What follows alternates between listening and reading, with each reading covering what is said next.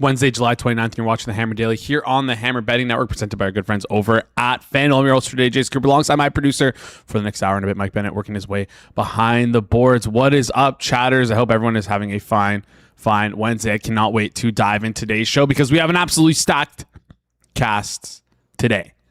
Starting things off, we got Golden Pants coming on with a repeat performance. Going to be breaking down the Rocket Mortgage Classic, the last Rocket Mortgage Classic, I believe, for the near future. It sounds like they're not renewing their sponsorship deal. It's going to be called something else now. Should be a lot of fun. After that, we got Josh Nunn coming on, talking through some college football. I want to make this SEC specific, though.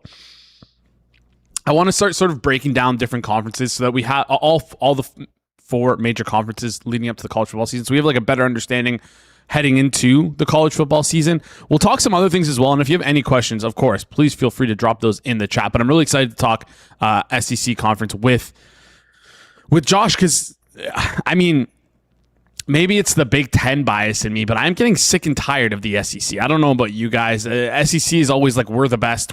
And they've been the best for a long time when you could cheat in college football. But now that you can't cheat anymore, I think the SEC is not as good as they think they are. I don't care if your 12th best team is the 8th best team in the Big Ten. The top 6 of the Big Ten is better than the top 6 of the SEC. I can confidently say that. And I think that makes the Big Ten harder. But people still think the SEC is harder. We'll talk about that with Josh Nunn later today on the show. What's up? How's it going, Connor? How's it going, RW fan? Appreciate you guys in the chat. And more. Let's dive into today's show. Before we break things down, though, quickly want to remind you guys, got a new video dropping today on the Forward Progress YouTube channel, and it is, in fact, live. G-Stack George, Austin Mock, breaking things down, talking through make and miss playoff markets, answering your burning questions, including... that's it, just your burning questions. George didn't send me a list of questions, just the burning questions. So whatever's hot off the press, we're gonna be taking a look at that and breaking those down for you. Mostly make and miss playoff markets is the main focus here. But the best part is this is a live show, so you can head over to Forward Progress, 3 p.m. Eastern time, watch live, and ask any questions you have in the chat.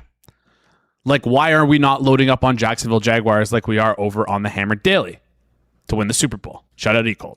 Shout out Ecolt. DXPSM, man, in the chat, is it September yet? Oh, we are so close. I cannot believe it's July 29th. It's kind of crazy. World Cup made the summer sort of zap away. So, yeah, excited to get into today's show. Excited to break all this stuff down here. Lots to talk about today. Actually, there's honestly not that much. Like what? Macklin Celebrini signed a contract. He's an RFA. We already kind of know that. The Tony Romo video dropped. That was pretty insane, but like, I don't know. Shouldn't drink and drive, but I don't know. I'm not a field sobriety expert. Seems fine in the video. Maybe I'm wrong here. I don't know. If he was intoxicated, not good. But yeah. Anyways, yeah. Gonna bring on Golden Pants here in just a second. Just give you a reminder to our good friends over at FanDuel. The Hammer Daily is brought to you by FanDuel. Baseball fans, the MLB season is in full swing, and FanDuel is giving you a chance to call your shot with daily dingers. Join the action is easy. Just make your free pick on who's hitting a home run in their game, and if you're right, you'll get a profit boost to use on your next bet for a chance at extra winnings. It's just another reason why FanDuel is the home for home runs. A couple players who you can bet on to hit a home run today. It's simple. You can ask me, Jason, who do you think's going to hit a home run? Who are you using your free pick on to get a profit boost? It's simple. I'm probably going to look at a guy like James Wood, whoever's just most likely to hit a home run right now. I believe James Wood is the most likely, plus 296. So maybe not James Wood against the Jays though. Plus 296, really? Yeah, just look for anybody. Ronald Acuna, plus 290. Just use that free pick on them. And if they do end up hitting a home run, guess what? You got a free profit boost. So that's the goal. No game theory here. No mathing stuff out. It's just to simply pick a guy to hit a home run. And if they hit a home run, you get a profit boost. Are you ready to play your game? Head over to FanDuel.com/forwardprogress to get started. That's FanDuel.com/forwardprogress to opt in for daily dingers and make your free pick on who's hitting a home run. Play ball and swing for the fences on FanDuel, an official partner of the MLB. Must be 21 plus and present in select states. For Kansas and affiliates, Kansas Star Casino, or 18 plus and present in D.C., Kentucky, or Wyoming. No purchase necessary. Opt-in required. Bonus issued as non-withdrawable profit boost token. Restrictions apply, including any token expiration, max wager amount. See terms at sportsbook.fanduel.com. Gambling problem? Call 1-800-GAMBLER. 1-800-MyReset. Call 1-888-789-7777 or visit ccpg.org/challenge Trenton, Connecticut. Visit mdgamblinghelp.org in Maryland. Visit gamblinghelplinema.org or call 1-800-375-5050 in Massachusetts. Call 1-877-8-HOPE-NY. Text HOPE-NY in New York. Call 1-877-770-7867 in Louisiana. All right. TQ in the chat saying McGonagall did everything but get a home run yesterday. He's honestly been burning me recently. Stud player. Oftentimes, I feel like his home run number has crept up a lot. He's been a little bit of a cold streak, but yeah. Officer Jason definitely would have let Romo off with a warning. I don't know. I listen. I'm not a police officer. I'm not a field sobriety expert. I'm not a lawyer. It's not legal advice. But I thought he seemed okay. I don't know. Maybe I'm looking at things with rose-colored glasses because I kind of like Tony Romo. Anyways, I think people I've talked to said he's going to get off fine because the way the cops handle things. I don't know. I'm not a lawyer. I don't have, this is not legal advice. Let's flip over and talk some golf here. All right, let's get into today's show. Batting leadoff here. You've seen him on the show last week. Gave a good shout out to Jackson Koiven to win. Ended up winning. Shout out Golden Pants. He's a sports bettor, trader, and co-host of the Risk Taker podcast. If you haven't checked out the new episode, he's got Big Buck Hunter on the show. So make sure you go check that out. All right. GP. What's up, man? I'm happy to be on. I'm glad you shouted out the Big Buck Hunter pod. We shortened it, not on purpose, but he left in a helicopter. So, I don't know. I saw that. I didn't have a chance to listen to it earlier today because I was trying to get prepped and ready for the show. I'm going to be listening to it after the show. But I did see that he went what's this helicopter stuff? He said he was testing it out for LeBron. I guess that's a joke. So but I can't confirm that, okay. But yeah, we're recording. And he's just like, hang on, I got a call. And then we just kind of see him mute. Or okay, we'll pause the recording, right? And he just comes back on. He's like, yeah, I just got invited on this helicopter. And I have to go in 30 minutes. So let's hurry this up. Mm-hmm. But, basically with that. So we're like, okay, we'll just go straight to the questions. And then he left and got in a helicopter. And that's a day in the life of Big Buck Hunter. That's great. It's crazy. Great guy. Met him at Bet Bash last year. Speaking of Bet Bash, are you going to Bet Bash this year? Absolutely. All right. I'm sad. Yeah. I'm not going to be able to see. Going? I'm not going. Got to hold down the fort here. Got to keep the Hammer Daily rolling. We have such a beautiful studio. Maybe next year, Spanky invites us out and we do a daily show every single day there. Maybe. Hey, Spanky, if you're listening, hey, we could do that. I'm pretty sure the Win has a studio. I don't know if we can get access to that. I don't know. Spanky, he talks to the right people.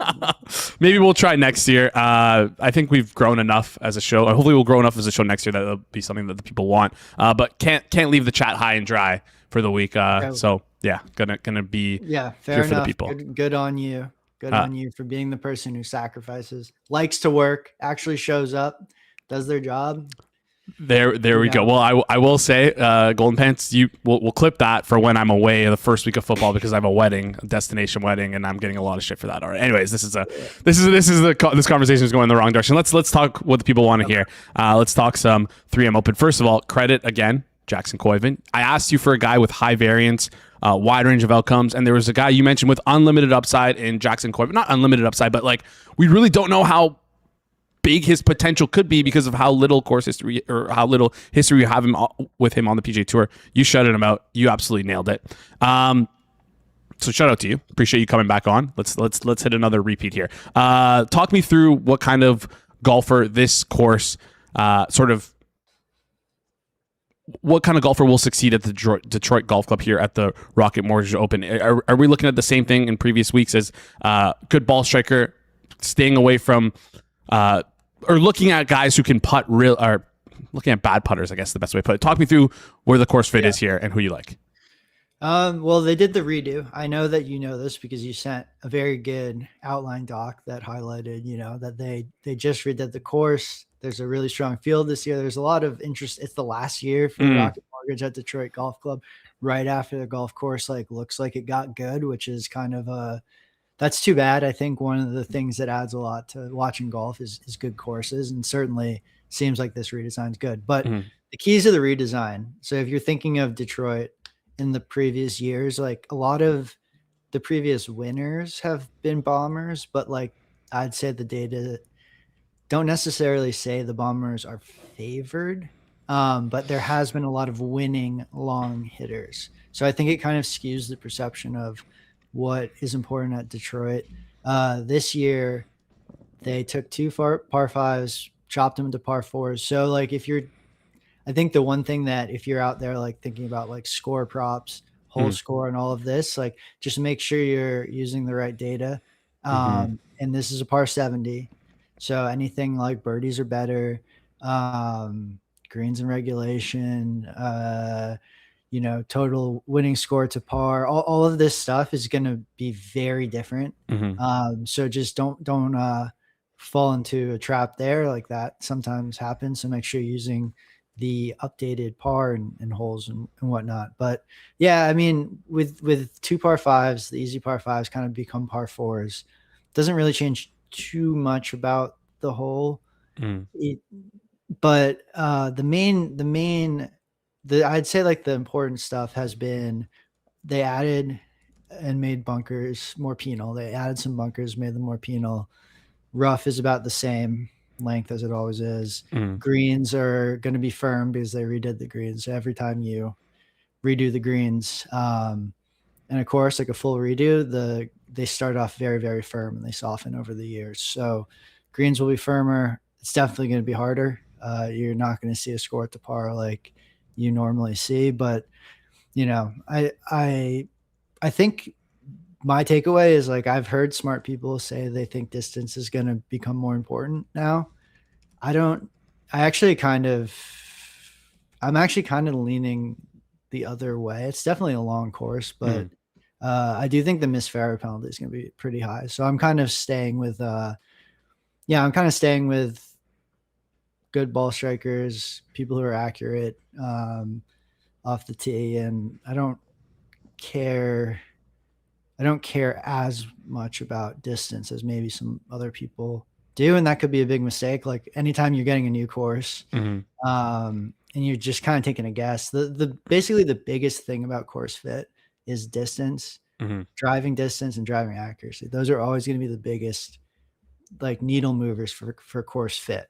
So like so most of what you're trying to do with a new course is try and predict how important distance or accuracy is, and then the rest of it is minor, but mm-hmm. like semi important. But like the other course fit aspects like aren't as important. So right now I'm kind of taking a stand on distance is just going to be like about medium importance, like standard importance for a PGA Tour, and that could hurt, but I don't know. I kind of think it's right.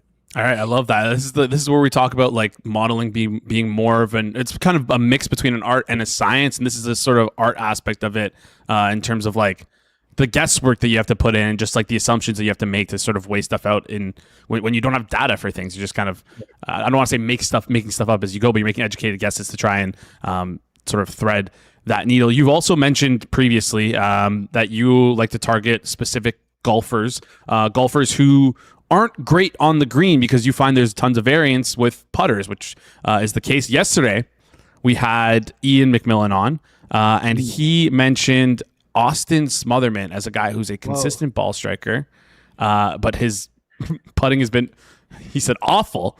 Talk to me about Austin Smotherman. Is this a guy you're looking at? And then after that, we'll talk about the entire field as a whole. Okay, let me. I see what we make them. We don't. That's not terrible. Let's see. What is the market? He was 225 to 1 yesterday, now 175 to 1. We make them 0.4%. So you're my guy for putting that into odds now. Like just under 250 to 1. okay. So okay. I mean with Smotherman, yeah, he honestly, I mean, the thing about a guy like Smotherman and where I like these guys is something where like variance matters more. So like if you're longer, and you don't have as good of a short game, basically you have slightly higher variance of scores. So if you think about the stuff where like variance matters the most, it would be like winning or first round leader. And then where it matters the least would be like make cut, or well, it matters, but in a different direction, like make cut or a matchup. So for somebody like Smotherman or another guy who like Tony Finau is an interesting Mm-hmm. example, but like he has feels like some other issues going on, but just guys who like aren't super accurate, hit it pretty far, and don't have an amazing short game. Like those are guys that can still win because if they hit it okay, they'll hit a lot of greens and they won't really need their short game. Mm-hmm. So like on the top distribution of their outcomes, they'll actually not really be running into their weakness as much. So that's a long way of saying like we don't like them at that number, but Mm-hmm. just to go what kind of goes into the thought process of differentiating golfers based on like what they're good at or not in terms of like ability to win, place, whatever. Yeah, just a little bit about how the cake is made behind the scenes there. TQ in the chat asking Koiven.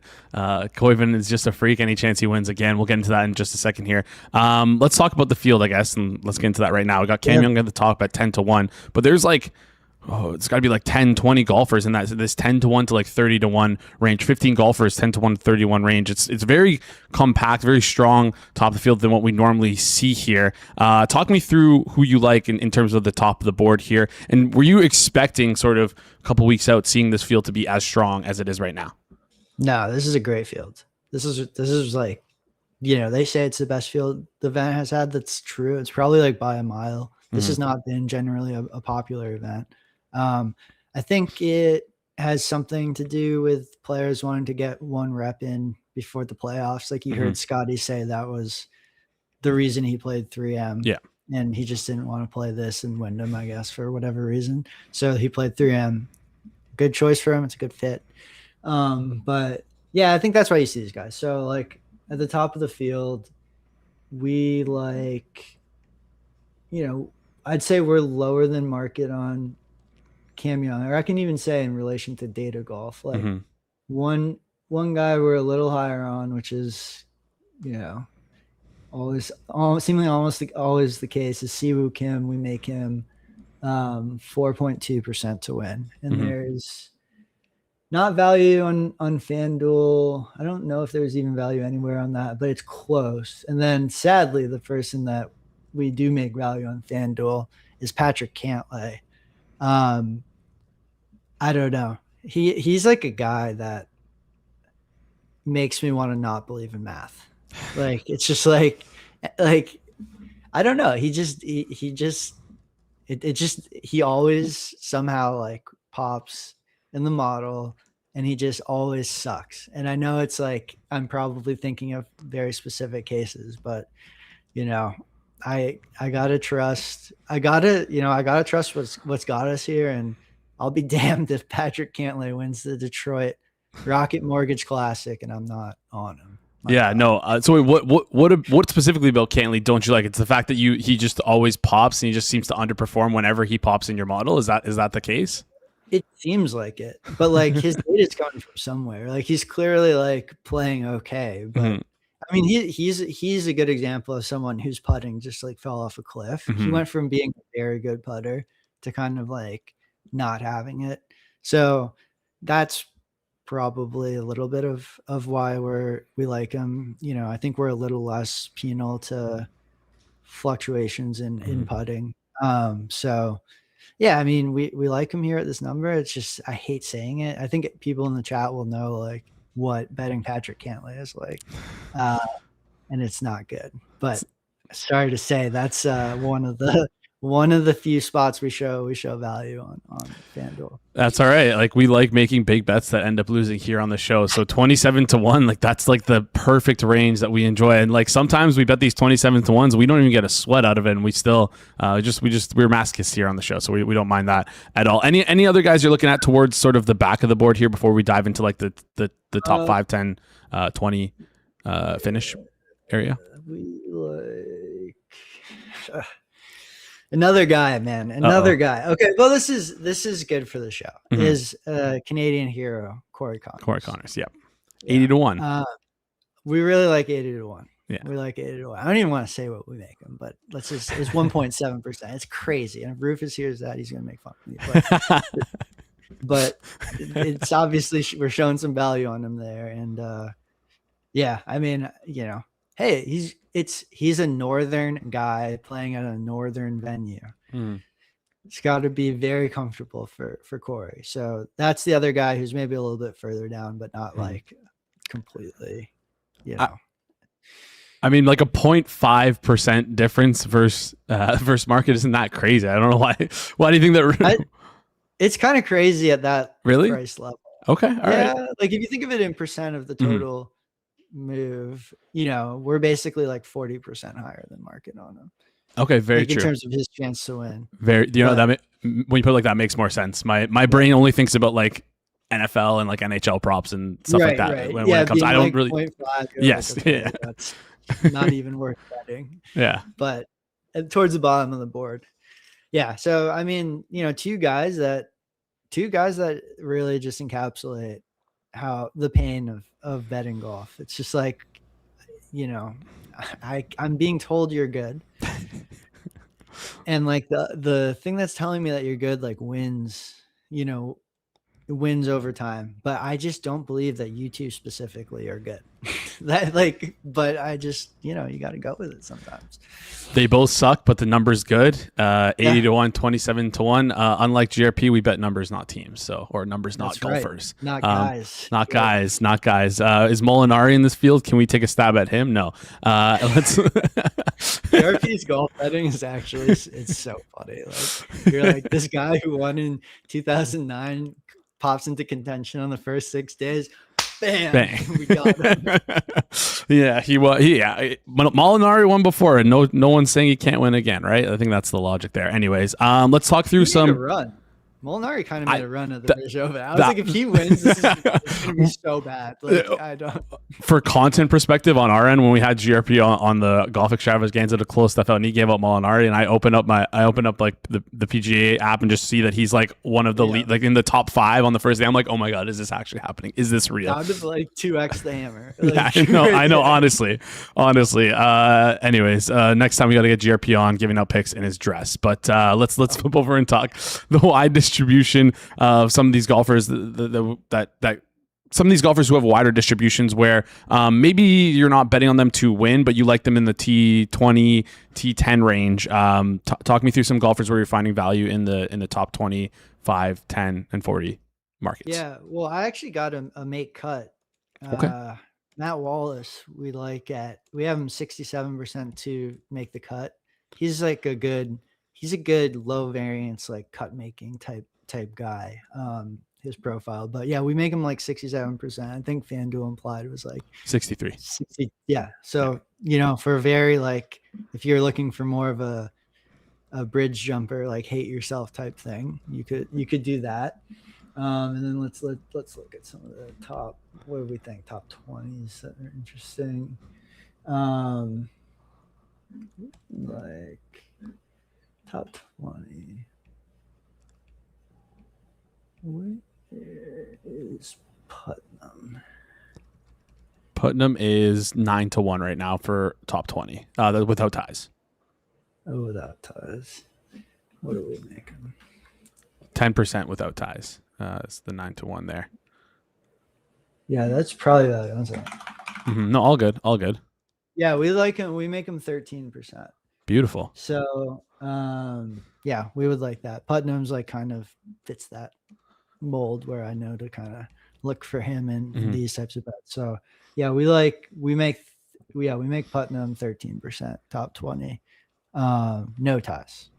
Always no tie when GP's on. Chat knows that now. I know that now as well. Any other guys who you're like thinking about right now who could be clicks or hits in the model here in the top 20 range?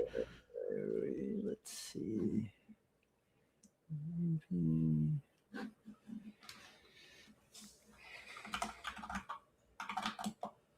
And then one more thing I'm going to throw to you while you look for this. We can talk about this after the fact. Just after you find someone in the top 20, I just want a quick thought on like Jackson Koivu, just because, is the adjustment correct? He's 20-1 right now, fifth on the board, right beside Wyndham Clark, and Siwoo Kim. Is that adjustment correct? Do you think the ceiling is still ceiling not priced in correctly? He's 21 years old. He's a stud. Yeah, I think ceiling's probably not priced in correctly yet. I mean, I'm kind of struggling to price in myself. I think there's I think a good, if you're looking for a good like brain teaser modeling question, you can think about why the market and data golf are so different on Koivu and why the market is right. And I'm just going to let you ponder that. But it's a very interesting and important concept that sometimes, data golf might miss. But yeah, I think broadly, like we have him right next to Clark as the number 8 guy. So, or sorry, yeah, wait, how do we do it? As the number 7 guy. Here's my Excel sheet. The number 7 guy. So I think he's right. I think that's basically right. But I do think he has a higher upside than some of these other guys because, again, we don't exactly know how good Koivu could be, or, if he is kind of running hot. Like we're not, he would classify somewhat as a low data player, even though we have a lot of amateur data from him. So anyway, yeah, I think Koivu we're in line with like where he ranks in the market with the market. But I'm still like hesitant to, I'm more hesitant to make a manual adjustment and bump him up than I am to like even stay where I am and like trade, sell him on like call sheet. Like that's not necessarily something I want to be doing because of how his uncertainty for sure. No, it makes perfect sense there. Just one quick question. What is data golf? I don't have data golf, so I'm not really sure exactly what they have him as. I know it's under 3.4%, but that's as far as I can see. Because right now the market has them implied at around, I think it's 4.8%. There we go. Yeah. So data golf has Koivu at 2.6. Wow. We have Koivu at 3.6. And market implied, if you remove 4.8, it's probably like, if you remove VIG, the market implied it's probably like 4 or 3.8, somewhere in there. But yeah, at FanDuel, 4.8, right? Yeah. Makes perfect sense there. Appreciate the context. You like Cantley, you like Connors, you like Matt Wallace to make the cut, you like Putnam in the T20 range. Talk to me about a guy you're fading, whether it be in the miscut market or in the matchup market. Anyone you're looking to specifically fade in this one? Yeah, like we're low on Ben Griffin. There's a round 1 matchup between Cantley and Griffin where Cantley is minus 120. So obviously, we like that. Hate to even recommend it, but you gotta go with what you gotta go with. Yeah, so we're generally low on Griffin. We're low on, I would say we're low-ish on Spawn, not as low. And then we are, where's Gerard? Are we low on him? There's also, if you're low on Spawn, there's a 3-ball round 1 with Spawn, Young, and Griffin. Maybe I don't know where you are on Young there, but yeah, that's an plus interesting 125 on Young. Plus 125 on Young. What's Spawn? Spawn is 220. Griffin is 220 in the 3-ball round. It's round 1 only though. Okay. I mean, definitely like Spawn more than Griffin there. If I was going to bet that, I'd probably, I don't know the number, so this isn't recommended, but my best guess, if there's value, it's on Spawn there. Okay. Yeah. All right. So I mean, fading is just Griffin. I'd say Griffin's our main fade. All right. The other Spawn market that we can mention here is Matsuyama versus Spawn minus 112 both sides round 1. We make them the exact same number. There basically. we go. So. Makes sense there. Good job to FanDuel. Bad job to both of us, I guess.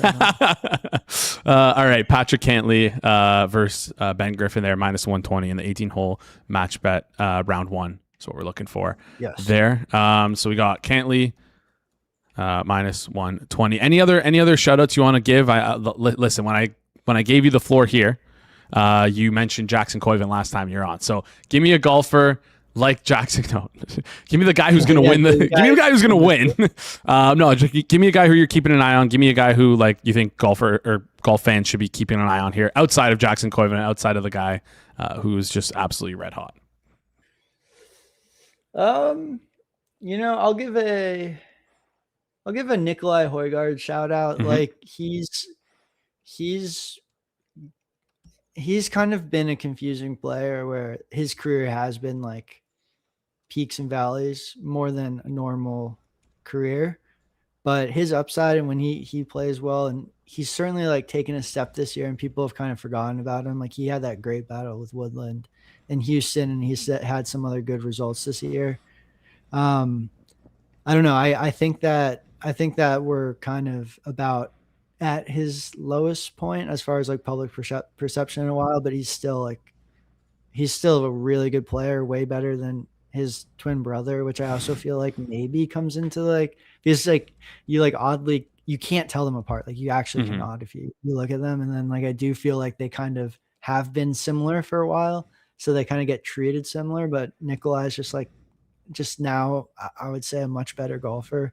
And, we price him about flat. Like we're not showing value to market, but we're pretty close. We're pretty close to showing value at some of the best prices. And, my opinion of him is he is extremely high variance and we're probably underrating that. So I guess if I'm thinking of like a dark horse, decent guy who could be holding that trophy, like he pops to mind for sure. All right, Nikolai Højgaard as the dark horse of the tournament here. Before you head out, I just saw on Twitter as I was coming into the office today that this picture that I saw looks like AI, but it seems like this is a real thing. It sounds like there's like a Norwegian and Danish golf association. They're launching something called the Viking next year, which is going to be an annual Norway versus Denmark match comprising of 12 teams.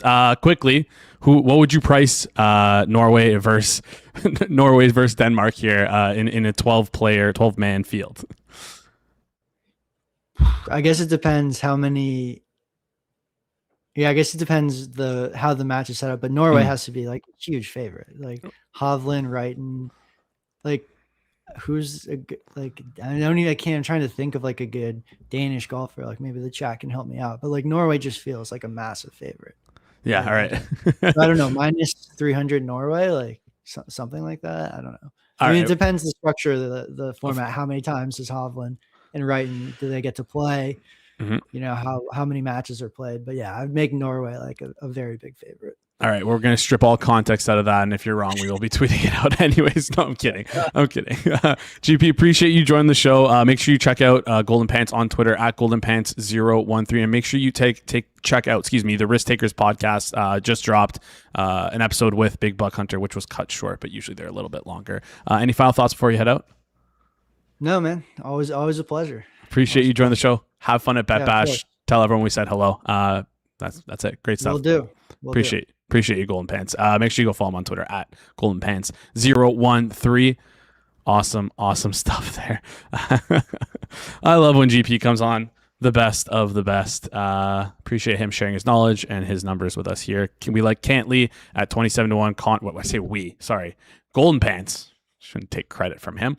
I only steal bets from the chat. That's the only person I steal bets from. Anyways, Patrick Cantley, 27-1. Corey Connors, 80-1. Matt Wallace to make the cut, -172. Putnam, 9-1, top 20. And then Patrick Cantley in his matchup versus Ben Griffin. That's a round one matchup, 18-hole match bet, -120 versus Ben Griffin. We're on Patrick Cantley there. Do us a favor here. Please smash the like button if you're tuning in to the show as well. Hit that subscribe button and drop a comment down below if you're watching this after the fact. Let's talk some college football action now. Time to get prepared for the college football season as we are, what is it? Five Saturday sleeps away. I don't know. My math isn't the greatest, but we're closing in on week 0, and I cannot wait to talk some college football stuff. Let's bring him on here. Step on the Duck with the Action Network, aka Josh Nunn. Duck from the Action Network. Duck, how's it going, my friend? Doing well, my man. How are you? Good. I'm happy to talk to you. I cannot wait to break down the SEC here today. You asked what I wanted to talk about before we came on, and the common thing among my friends is the SEC bias that we're seeing all through the media. Listen, we're USC fans, so we got a little bit of a hatred towards the SEC here. So I wanted to come in and let's do a full breakdown here on the SEC. Saw craziness from Media Day about a week ago. Lot to talk about with this SEC. We'll get into how great the conference is in a couple questions here. But first thing I want to open with is give me the most underrated storyline that you're thinking of when it comes to the SEC coming into this year. It's hard for the SEC to have anything that's really considered to be underrated. We see all this media reporting from ESPN and other outlets. We see when players are breaking up with their girlfriends, driving cars too fast. If they eat the wrong thing for breakfast, we hear about it via the media. So there's not a lot that's underreported in this league. But I will tell you this. For years, the SEC has taken it on the chin for their out-of-conference scheduling. And this year, when I was analyzing schedules, despite the league going to 9-game schedules, everybody in this league has an out-of-conference game against a P4 team. And so that really wasn't always the case with the SEC. There was always this sort of predisposed notion that they were going to have a soft schedule, but you get 9 conference games, you get another game against a P4. I really think that's going to create a couple of situations for us to watch this year as bettors. I think we'll see some attrition with these teams. You are going to have week in and week out so many tough games against quality competition. There's not a lot of free squares on the bingo card this season. As we get past weeks 4, 5, and 6, you really want to look at depth and injuries. There's just not going to be as many exhale spots. So laying big points on the road, I'm not sure I want to do. Thinking that a team is going to roll their offense out there and just put up huge numbers week after week, I'm not sure I want to do that. And I also think that now it's harder than ever with all of the parity across the P4 to run the table and go 12-0. It's also less critical now than ever before because you don't have to go undefeated in order to win the national championship. You don't even have to win your conference. So there could be some betting value in the futures markets after a team takes a loss. So a prime example of that will be Ohio State taking on Texas in week 2. One of those teams is going to lose. Their national championship hopes are not dashed as they would have been in prior seasons. So there will be some value in the national championship futures market after teams take a loss. And there's going to be plenty of teams beating each other up in the competitive SEC. Yeah, that's a great point there. We'll definitely be circling that game as we head forward and look towards the week 2, you said, of the college football season, Texas versus Ohio State. Speaking of Texas, is what I want to talk about here. We take a look at the SEC Conference Championship odds right now. And I know the conference championship is becoming less and less important over the years. We got even some commissioners saying if there's an expansion to 24 teams, we're not even going to play a conference championship game. We are out the window with that. But I like to use it to sort of, it's a great way to give us a preview of what we're going to see in these teams in the coming season. Here we got Georgia and Texas as the clear head and shoulders top tier above everyone else at plus 290 and plus 330. I want you to poke holes in both teams here. Well, I'll start with Georgia, and I have these teams neck and neck. I would favor Georgia by about 1.5 on a neutral field, but I really favor them this year via the schedule draw. The Dogs miss Texas, they miss LSU, there's no A&M, no Tennessee, and they draw 6 of the bottom 8 teams, while Texas has to, of course, play Ohio State in the non-conference. They go to Tennessee on the road. They play Oklahoma in Dallas. They've got 3 of the last 4 on the schedule on the road. And there are just more potential slip-up spots. I would say the knock on Texas, 2 things we saw last season. They have major prove-it situations early this year.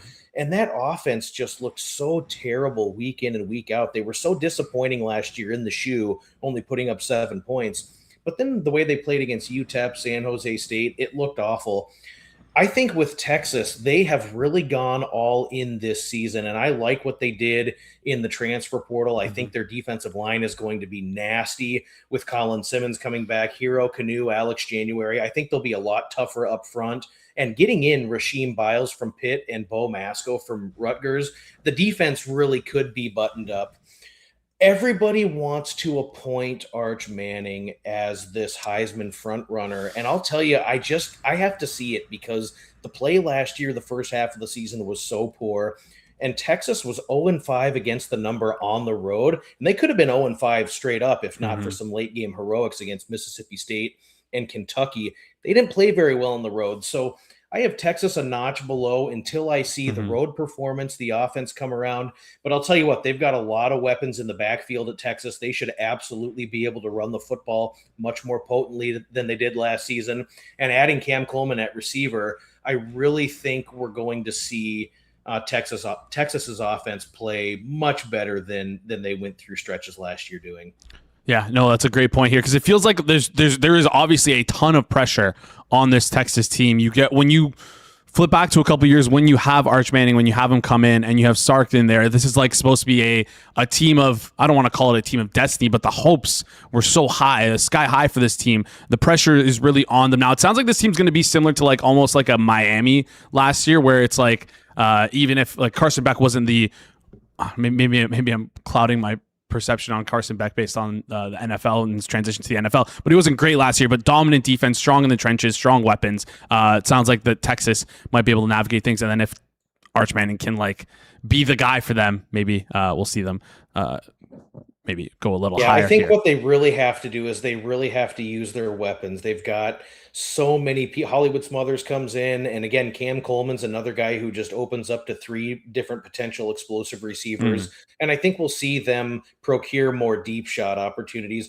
The thing about Miami last season was that they had such a strong defense. They had this great receiver weapon in Malachi Toney, and they just struggled at times to really develop the explosive plays.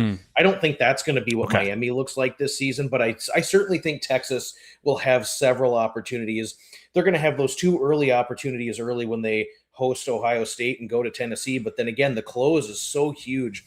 And when we talk about some of the scrutiny, deserved scrutiny with Texas, I mean, that's what the money's for, guys. That's why we pay all these players and we pay Sark what we pay him. You've got to win on the road, and the road performances have to be buttoned up because 3 of the last 4 are on the road this year for Texas, and they're really going to have to bring it in SEC play. I do think it's a team that should get to the playoff. It's really playoff or bust, and a deep playoff run or bust for Texas. But I do think they're shaping up to be a real strong unit. Yeah, I think that's like something we should be circling on our calendars here and looking ahead to the schedule. It's like if this maybe to fade Texas in futures markets in terms of the conference championship there, who on the make or miss market could be something to consider. Let's talk about the next batch of teams here. We got Alabama, LSU, Ole Miss, Texas A&M, all clustered around. They're like Alabama 8 plus 850, LSU, Ole Miss, Oklahoma 9-1, and then A&M at 10-1 here.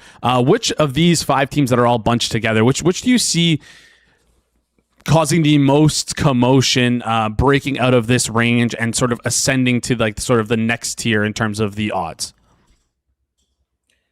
You know, I wouldn't be stunned to see Alabama have a kind of a bounce back season. I know the fans are kind of rumbling down there in Tuscaloosa, not overly happy with DeBoer, but you get a second year in the offensive system now with Grubb back. If they can develop a quarterback, the whole focus with Alabama this season has been more physicality, more mental toughness along the offensive line.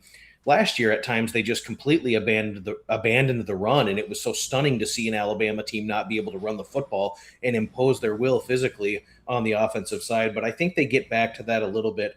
I'm not going to call for them to win the league, but I do think opportunities, particularly with how league play starts. They host South Carolina, and then they go to Mississippi State.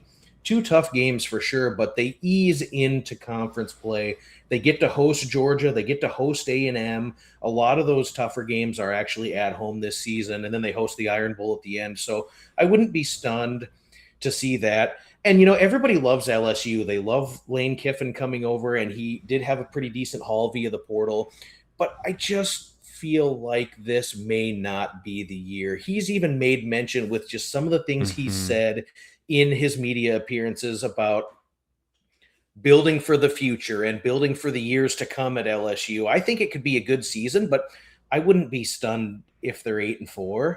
And that probably isn't good enough to get to the playoff. And that probably isn't good enough to accomplish a lot of the lofty preseason goals. I look at a guy like Sam Leavitt coming in at quarterback, and I thought that he was a really good talent at Arizona State, but we saw some flaws at Arizona State.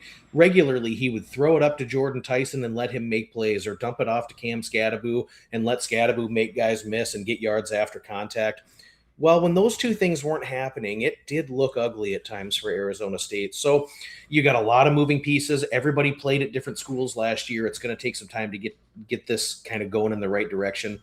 I just want to see a few things and how it looks with LSU. I'm not willing to say they're going 10-2 and going to make the playoff. I think they fall short of that this year. I think that's a great point there, and it makes me wonder about this sort of breakup that we saw with Ole Miss and Lane Kiffin. And I'm sure everyone is circling that September 19th date on their calendar as one of the games of the year. Maybe not in terms of on-field talent. There's still great teams, but maybe not something on field, but just because the media narrative around things here. I'm just curious, who do you think did Kiffin win the breakup? Did Ole Miss win the breakup, or are they both almost worse off because of what happened here? I think you could make an argument that LSU probably is in a better spot long term, 1 to 3 years down the road. Ole Miss is a tough one because they had this lightning in a bottle flash that they got with Trinidad Chambliss last year, and he was able to just ad lib and make so many plays when the plays broke down. They lose their offensive tackles this year, so they could face more pressure off the edge, and I think if teams are able to contain and establish edge rush, that maybe there's a little bit of quarantining done with Ole Miss offensively this year, and the schedule is really tough. If anybody thinks that Ole Miss is just going to change their coaching regime and roll Trinidad Chambliss out there and Lacey and have the offense humming on all cylinders like it did last year, I just do not see it that way. After the showdown in week 3 where they host LSU, they've got to go to Florida, they go to Texas. They've got this 4-game stretch in the middle of the season where they go to Texas, they host Auburn, they host Georgia, and then they go to OU. How many of those games are they winning? I would guess it's a 2-2 split. I think 9-3 for Ole Miss is probably the ceiling this year. I thought Golding did a great job in the playoff. It was a very tough situation. They had a truncated staff. Players were potentially 1 foot in, 1 foot out. He really got the troops rallied, and they made a final push. They were 1 play away from getting to the national championship game. So I'll give him kudos for that short stretch of success. But now it's going to be a different situation going through the rigors of a full SEC 9-game schedule. They've got Louisville right off the bat in a neutral site. I just think it could look a little bit different for Ole Miss this year. Long term, I think they're set up okay, but the win total is 7.5 for a reason. Yeah. All right. Let's stick with the middle of the pack here and keep talking about, let's talk about this Alabama team we mentioned earlier. Who do you have with this quarterback battle? There's a question in the chat if you lean one way or the other versus Mac or Russell. Any insights into who you think the quarterback, who's going to win out the battle, and if one guy you like better than the other? Well, this will surprise some folks because this is not necessarily something that Kalen DeBoer is accustomed to doing, having a battle go deep into fall camp, but I really think that's where they're at. They really like the freshman Russell. I know that Mac has a little bit of experience in the system, but they don't know necessarily who they're going to have until deep into fall camp. So I really think this is one that is probably going to sort itself out. I would guess if I had to pick something right now, I would be inclined to think they would lean on Austin Mack, but because they haven't made the decision yet, it leads me to believe that this is really neck and neck at the quarterback position. So I'm interested, like everybody else, to kind of see how this shakes out, and they're really going to have to figure it out quickly because it's not very many easy games before you get into conference play this year for Alabama. Do you have a preference for either, or this is just like something you default to DeBoer and just be like, all right, who you know better than I do? Yeah, I mean, both are inexperienced and both are unproven. So I really don't have a preference either way. I think my preference is that the offensive line gets it figured out. They get a couple big body tight ends in there. They can run some play action pass and they can run the football. That's what they really need to do. All right. Sounds good. Let's talk about the rest of the SEC here. Anyone in this 18 to 20 or 20 to 1 range and below? We got Texas. We got a bunch of teams pricked up here: Florida, Missouri, South Carolina, Auburn, Vanderbilt, Mississippi State. Anyone in these sort of back end range who you think has a chance to sort of, again, break out of this tier, upset some teams, maybe flirt with a chance at making the playoffs? Possibly. I will say I am a seller on Texas A&M. I thought that A&M benefited last year from a really weak SEC schedule. I'm not entirely sold that Marcel Reed is going to be the guy to see Texas A&M repeat and duplicate their success this year. The schedule does stiffen. I think a team that could overperform, not necessarily a team to make the playoff, but I do think a team that could overperform this year is South Carolina. I really think that they got better along the offensive line. They're coming off back-to-back seasons of 43 sacks allowed and 88 tackles for loss. The offensive line last year was just putrid. Now you get a new offensive coordinator coming in Kendall Briles. I think Lenora Sellers will look a lot more like what we saw back in 2024. I think that what we'll see – TCU last year, they took deep shots with their top two receivers 58 times last season. I think we're going to see South Carolina let it rip. I think they have big physical receivers that are able to make contested catches in this league. The betting takeaway is that you want to be betting in-game overs with South Carolina early in the season until the books adjust. I did that in the opener. With South Carolina taking on Kent State. There are still plenty of 51.5s out there. I will say our friends over at FanDuel were quick to adjust this one, but 51.5s are still out there with South Carolina and Kent State. I'd go over, and I would play in-game overs with South Carolina until the books adjust to the new offensive style for what Kendall Briles is bringing in. I think we'll see more tempo. We should see about 8 plays more per game, so you get an extra drive, more deep shots, and I think Sellers will be more in command with better offensive line play. I also do like the Cox to go over their win total at 6.5, so that's a team I think could overperform. The book on Florida is still open for me. I think it could be successful, and they could be 8-4 or better. I think it could be maybe just a true year zero for Summerall. We'll see. The schedule is tough. They're bringing in new coordinators. You've got new implementation of offensive and defensive schemes.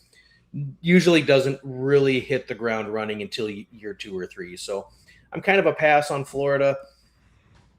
I mean, it's just one of those teams is going to probably emerge. If you can tell me who it is, then let's go to the window. I love that. I'll tell you right now, it's not going to be me who's going to be telling you who it is. South Carolina right now versus Kent State, 53.5 is the total right now, like you mentioned on FanDuel, but shop around. We'll get into week 0 and week 1 bets in just a second here. Just before we move off of the SEC, quickly, talk to me about who you think is going to win the SEC, win the SEC championship. And then talk to me how the SEC compares to other conferences, because year after year we hear how great the SEC is, but last year they didn't get a win against another Power 4 conference other than like themselves in the playoffs. Is the SEC still the dominant SEC that we know and remember from years past, or has the ship sort of sailed to the SEC being the quote-unquote best conference? Well, I mean, the proof is in the pudding. I think when you look at the last 3 national championship games, the SEC hasn't been a participant, and they've been disappointing in the playoffs up to this point over the last 3 years. I think the SEC is number 2 until proven otherwise. The Big Ten has really taken the bull by the horns in regard to NIL and increasing the top to bottom roster composite talent rankings. And the Big Ten has won the last 3. So I think when you look at the overall conference rankings, I would have the Big Ten slightly ahead. The SEC is such a deep league. I mean, we're talking about 13 or 14 teams that could go to a bowl game this season. So, I think that both are really strong leagues. I don't know if I would expect 4 teams to make the playoff. I think it's Texas, Georgia. I wouldn't be stunned if Oklahoma repeats their success. Oklahoma had such an excellent defense last season. Over 50 sacks, 122 tackles for loss. Nobody could run the football against them. They were exquisite on third down, great in the red zone. I think if Oklahoma does about 80% of that defensively this season, and you get another year with John Mateer in the system, and you get him fully healthy off the hand injury, I think the schedule is one where, you'll know right away because they go to Michigan, they go to Georgia. But if they can pass one of those tests, you look at the schedule down the stretch, Kentucky, Mississippi State, Florida, those are all winnable games. You get Ole Miss and A&M at home. The schedule is tough, but they get a lot of those games in a situation where they're in their home building. I wouldn't be stunned to see Oklahoma with 8 or 9 wins, and I think that's good enough to get them into the playoffs at maybe that 10 or 9 or 10 seed perhaps. But you know what? Big Ten's won the last 3. national championships. Oregon, Indiana, Ohio State, all very strong teams. You've got a couple other emerging teams in that league. I'm not sure that USC is a team this year that's willing to, or that's going to step up. They could, but they could also go long travel east and stub their toe against another one of those conference opponents. So we'll see on that with USC, but certainly the two strongest conferences are the Big Ten and the SEC. All right. Yeah, Big Ten, SEC, but I just keep hearing about how great the SEC is, but I think it's now gotten to the point, I don't care how good your 12th best team is or your 10th best team. It's like the top end is what matters here and what makes the conference strong. And I think the Big Ten has SEC beat there. You mentioned already South Carolina as a team that can overperform and as a team that you're going to be betting and looking towards in terms of totals in week 1. Any week 0 or any other week 1 or week 0 bets you're looking at right now where you're like, I want to click this right now because I know when we get a week out from that or when we get to the Thursday before the week 0 starts or before week 1 starts, that number is not going to be there anymore. Any shouts you have in terms of bets? Yeah, I like Jacksonville State in week 0 at North Dakota State. I took it at 8.5. Anything over a full touchdown is a full send-off on this one. North Dakota State was the premier FCS program. They had so much success winning, I think, 9 or 10 national championships at that level. They were regularly so much better than their competition outside of their annual game against South Dakota State. And now with the transition to FBS, I think North Dakota State is equipped to have success right away. I think they'll be a player in the Mountain West, but they're not as strong along the offensive and defensive trenches. Last year, they had such an explosive receiver in Bryce Lance. I don't have the numbers in front of me, but it was something to the tune of 50 catches, 1,100 yards, and a ton of touchdowns. He's gone. They have an inexperienced quarterback. They're just a little bit weaker in the run game, a little bit weaker in the back end on the secondary. And we saw some of that play out in the playoffs against Illinois State, where they scored on the first play of the game, did North Dakota State, and they were up multiple scores in the fourth quarter, ended up losing. The program is much better positioned to succeed now than Sacramento State, who comes in to the MAC from the Big Sky. But you look at Jacksonville State and what they have coming back at quarterback along the offensive line. They run the quirky system there with the running game, and I think it's even teams. I think Jacksonville State can slow the game down. I think they can outpossess North Dakota State. And top end, bottom end talent all the way through, I really think this is one that could be decided in overtime. It could come down to a late field goal. I don't have North Dakota State. The thing with them is that they have such a great culture of attitude and toughness and offensive line development, but they're no longer head and shoulders above everybody else they're going to play. And I think we see this as an opportunity in week 1. So I do like Jacksonville State to cover the number on the road in week 0. All right, Jacksonville State, 7.5 minus 105 is what we're looking at here. Let's stick with the group of 5 before you head out here. Just give me one team, one name, sort of like a little nugget that you've uncovered. It doesn't have to be a team that's going to overperform, underperform, just a team that you're looking at and be like, wow, I'm interested in this team. I want to be following them throughout the season. Hawaii, they did such a great job last year. Timmy Chang finally turned the corner. Micah Alejado was in full command of the offense. He was hurt a little bit last year, but now they lose a ton on the offensive line. The defense was completely gutted. Hawaii actually overperformed significantly on defense last year, particularly at home on the island, but they lose so much talent in the front 7. The secondary could be susceptible to big plays, and the offensive line will not be as strong. I worry about the lack of playmakers at receiver. I think Hawaii is going to be a fun bunch this season, but 7.5 on the win total, I don't know. I think they lose too many pieces, and maybe it's just a step back for Hawaii this year. But I'll tell you what, at 2:30 in the morning when their games are cranking and it's the last game of the day, everybody needs to watch that. There we go. I absolutely love that. Hawaii as a team to follow, as a team to watch, whether you're fading them or backing them. Under 7.5 right now, minus 142 on FanDuel. Duck, appreciate you joining the show. Make sure you go follow him on Twitter at StepOnADuck. Link will be in the description to the right here. Duck, appreciate you joining the show. We'll chat soon. Sounds good, man. Be well. Great stuff there. As always, Step on a Duck on Twitter. You can check out his work on the Action Network as well. Make sure you give him a follow because, you're going to want to follow him on Twitter. Always doing great stuff here on the show. Appreciate him joining as well. Check out him on the Action Network. All right. That's it. That wraps up today's show. Appreciate you guys tuning in. You know the drill. Smash the like button. Goes a long way here on the channel. If you're new to the channel as well, hit the subscribe button. We hit the ad reads. We're good. we can head out here. Shout out to Duck for coming on, sharing his college football knowledge. If you want any more college football questions, don't be afraid to drop them in the chat. We'll be doing some more college football stuff as we head down the road. We also want to shout out Golden Pants for joining the show, giving us those little nuggets, as he always does here. Shout out Corey Connors, Canadian. Let's get a win there. Or Hogard, whoever we want. Shout out to Mike, keeping everything clean behind the boards. And shout out to you guys, RW Fan Connor, Track Attack, DXPS Man, TQ, Brian, Charles, G-Stack, Amber, Pat, C4s. Appreciate you guys tuning in as always, and more. Tons more guys. Tons more people in the chat that I can't get around to because it's hard to find the exact list. But appreciate you guys for tuning in as always. Come join the conversation if you're listening on audio form. And if you are listening on audio form, rate and review 5 stars before you join the conversation. And that's it. Appreciate you guys tuning in. This has been the Wednesday, July 29th edition of the Hammer Daily here on the Hammer Bang Network, presented by our good friends over at FanDuel. We'll see you guys right here tomorrow.